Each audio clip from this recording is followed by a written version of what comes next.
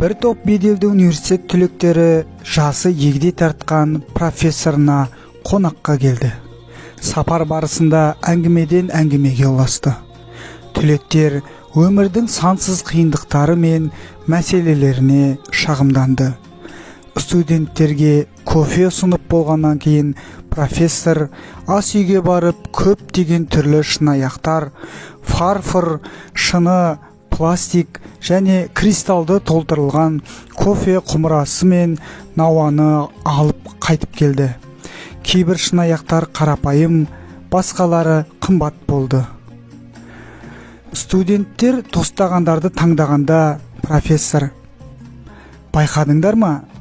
Әдемі кеселердің бәрі қалай таңдалып, қарапайым және арзандары қалды.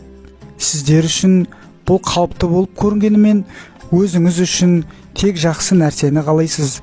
Бірақ бұл сіздің проблемаларыңыз бен стресстеріңіздің көзі. Шынаяқ кофені жақсырақ етпейтінін түсінуіңіз керек. Көбінесе бұл қымбатырақ, бірақ кейде ішетінімізді жасырады. Шындығында сіз тек кофе ғана қаласаңыз болды, шынаяқ емес.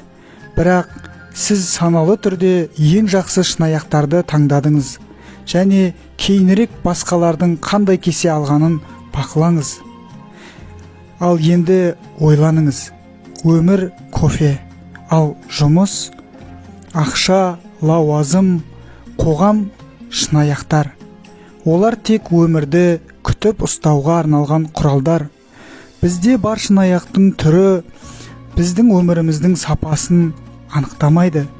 Кейде тек шынаяқтарға назар аудара отырып, біз кофенің дәмін татып көруді ұмытып кетеміз.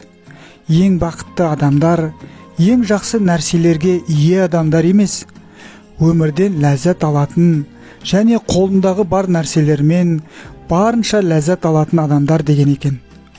Қолымыздағы барды бағалайық. Бақыт қолыңдағы заттың қымбат болғандығында емес, бар болғанына рахмет айтып, өмір сүре біліңіз. Сонда сіз өмірдегі ең бақытты жан боласыз және жүрегіңіз тыныш болады деген екен.